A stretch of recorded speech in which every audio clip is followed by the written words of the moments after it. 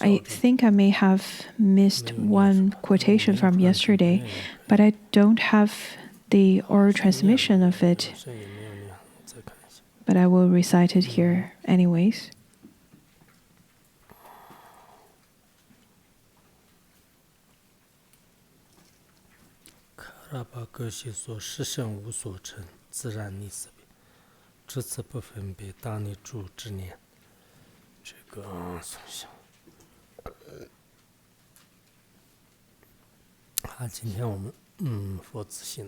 Now let's take a look at the actual teaching today.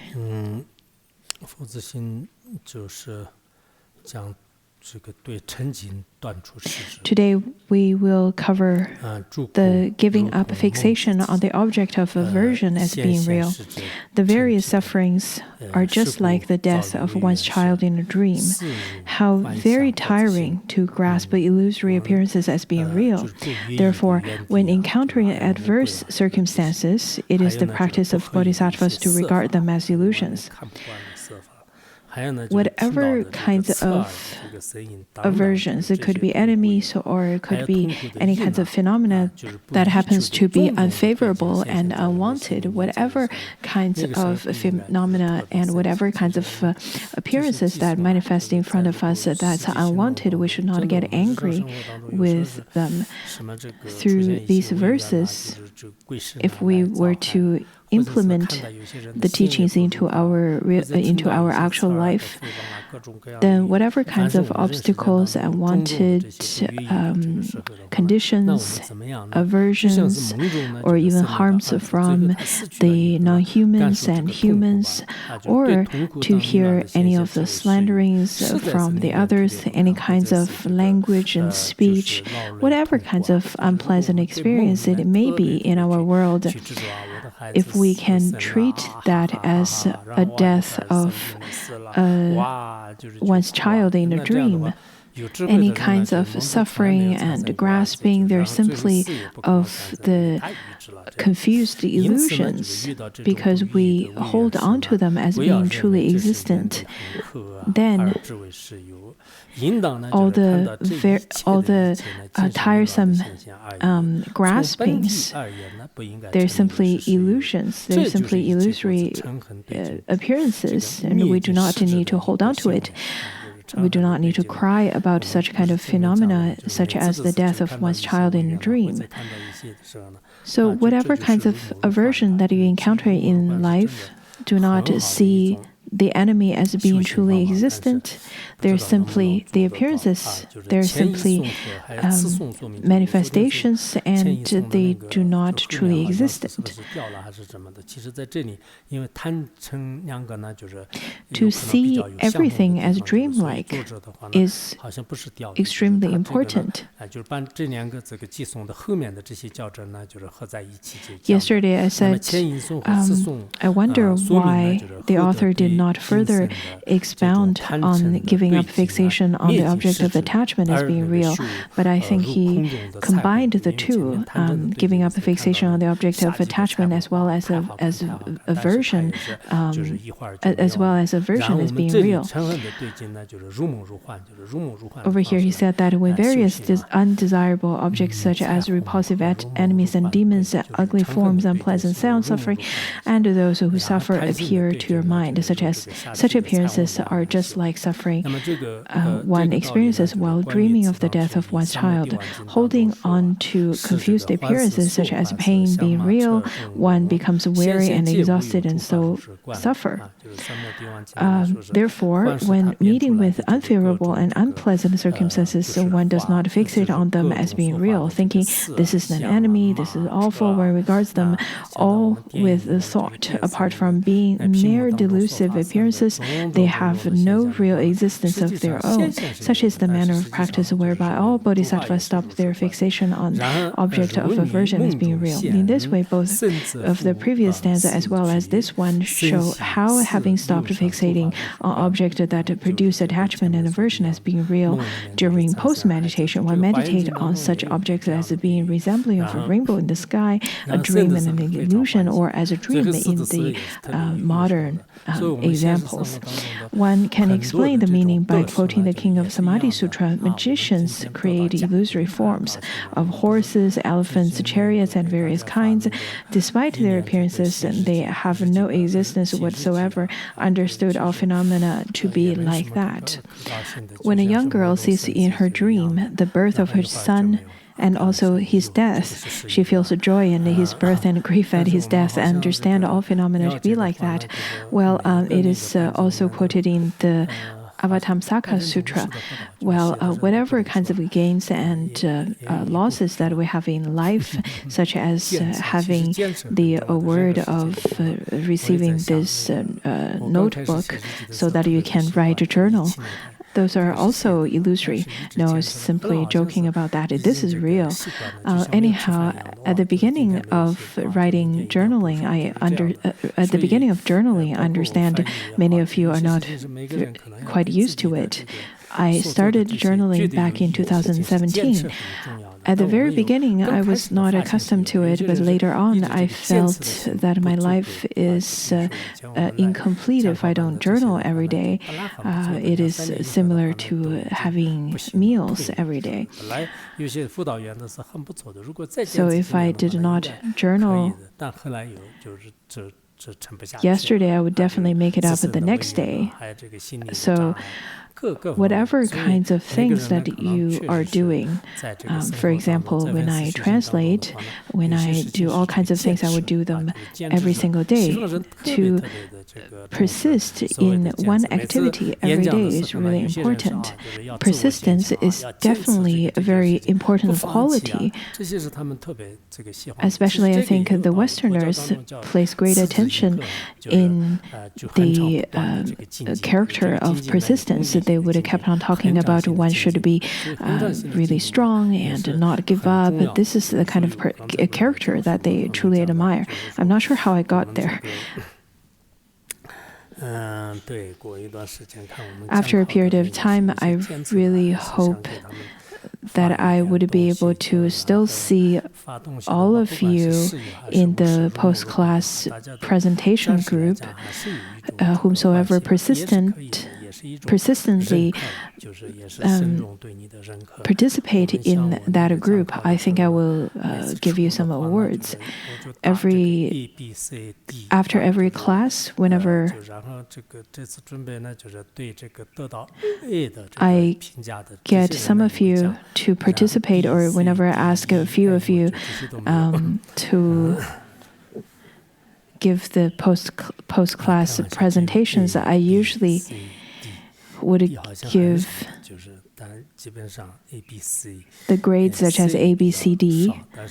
Most of the time, I give the grades A and B's. Very few I would give C's. For those of you who participated in that group for 10 years but never been called, do not take it lightly. I will eventually call you. Some of you had participated in that group for over 10 years but their names have never been called. Despite that, they still participate in that group. I think that is very lovely that you're still participating in the post-class presentation groups. It is out of your own causes and conditions. For some reason, anyhow, your name were not called after being in that group for 10 years. But I will be eventually. Now, in the next part, it says that even though phenomena such as forms are not real, they appear distinctly, just like illusory horses, elephants, and dream appearances. In the way of the Bodhisattva says that how can that which confusion takes for truth in any way be different from illusions? Whatever kinds of things that we attach to, could be a relationship or wealth, stature, and so on and so forth. Whenever we look at people grasp onto that, as Mahayana practitioners, we definitely feel that those poor people are suffering because of such illusory and such confused illusion. And then to continue, it says that like the death of one's child in a dream, the concept that thinks it is no more is an obstruction for the concept that thinks it still is. Yet this concept also is false. Well, this part talks about to think that I don't have a child, even the concept of it is also false. To think that I don't have a child, that kind of mind to obstruct for the concept is also false. So at the times of being in the meditative state, one should practice wholeheartedly on the contemplation of emptiness. So practice upon emptiness at the time of meditation, and then sees everything naturally as dreamlike and illusion-like in the post-meditative state. At the times of meditation, we should practice emptiness and compassion, and then in the post-meditation, then spontaneously the phenomena would appear to be dream-like and illusion-like, or would appear manifesting in such a way.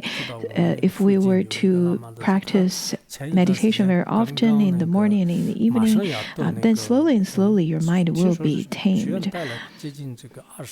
If you don't have other teachings to practice upon, then it is better for you to practice upon the impermanence of death, because this is easy to contemplate. I recently heard that a Lama who stayed in Larunga for nearly 20 years, who almost get the graduated certificate for the Tantra studies, and he said that he's going to be in a retreat for 7 days, and he passed away during that retreat while having a little bit of blood coming out from his nose. Not so sure if it's a sign or if it's or if he had dry nose or something. Well, at the time of, right before he gets his graduate certificate for the tantric studies, he passed away. So we never know what comes first, death or tomorrow. If we can be certain of that, then our graspings towards the world, towards everything in this world now would not be that severe. So at the time of meditation, while practicing meditation, if you can practice upon the, for example, suffering of samsara and practice upon the death is impermanence, then you would naturally enter into that insight or come to that insight of emptiness. And then the power of meditation would naturally be carried into your post-meditative daily life. Ponsong Rinpoche used to say that the Mahayati practitioners, though sometimes have afflictions, but afflictions are just like the spring breeze. It's not very cold. It is not that harmful as the wind, the ghastly wind in the winter. In this regard, if at the time of meditative composure, the meditation on emptiness is very intense, then at the post-meditation stage, all appearances will spontaneously appear as illusory and dreamlike. If the realization during meditative composure is modest, then during the post-meditation stage, one must rely upon deliberate mindfulness, thinking whatever appears is untrue, like an illusion. When you are dozing off during class, you can think that, oh, it is a person that is in a dream that is dozing off. Moreover, from Lord Atisha, when an object of aversion or attachment appears, regard it as magical illusion. And then, according to Potowa, he said that all phenomena as they appear during post-meditation to our confused minds are like an illusion and a dream. You should should act like a magician without any attached fixation on them. Sharava said, when rising from the meditative composure, one practices all virtues, such as generosity, embraced by wisdom and great compassion, and so one mainly trains in the accumulation of merit. I think a majority of us are practicing really well. It is very encouraging. I've heard lots of feedback that after they came to Larongar, they engaged in diligent practice and abandoned their past activities of being distracted and so on. According to Karakpa, all phenomena are like dreams and illusions. There is nothing that is true. For things appear, although they are non-existent, do not have great attachment to them as real. While not existing in the natural state, they are like causes and effects in a dream. Since the illusory effects of karma are unfailing, give up evil and put all your force into virtue. Though all phenomena are of the nature of emptiness, the causes and fruition, the causes and effects, are still unfailing. The other day when we studied the wish-fulfilling treasury by Longchenpa, he said that some of the ignorant ones says that there is no object to samsara. That is not reasonable. That is false, because in such a way, then there should be no phenomena at all. There should be nothing that manifests in our life. But samsara also has causes and effects. That is how there is hell realm and hungry ghost realm. So if you were to create those kinds of karma, you would definitely be reborn in the places accordingly, in the various places accordingly. So in the ultimate sense, the nature is empty, but in the phenomena, in the manifestation, there is still the illusory effects of causes and effects, and we need to have that kind of ability of accepting and rejecting the various kinds of activities. And then according to Larry Tampa, he said that by understanding all phenomena as illusions, liberate yourself from the fetters of attachment. We need to accumulate the dreamlike provisions, the merits, and then to liberate the dreamlike sentient beings, to eradicate the dreamlike obscurations, and so that the dreamlike merits can manifest. That is according to the way of the Bodhisattvas. Then Venerable Chikawa said, in between sessions act as an illusory being.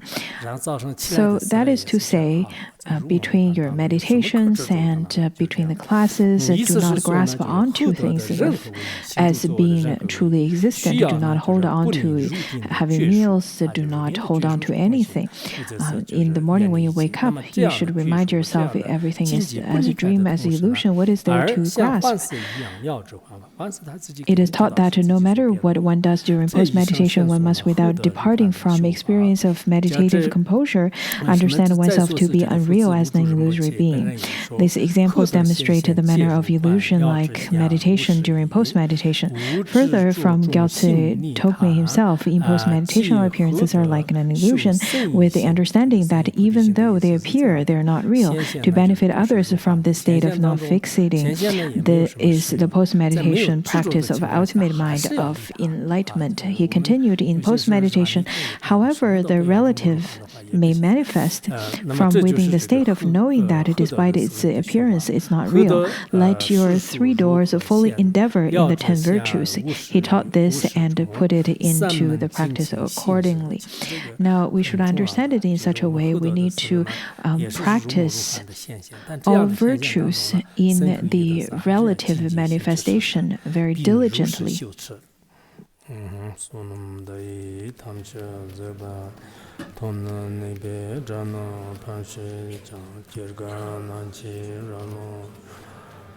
zhubun zulin zhuba zhu shu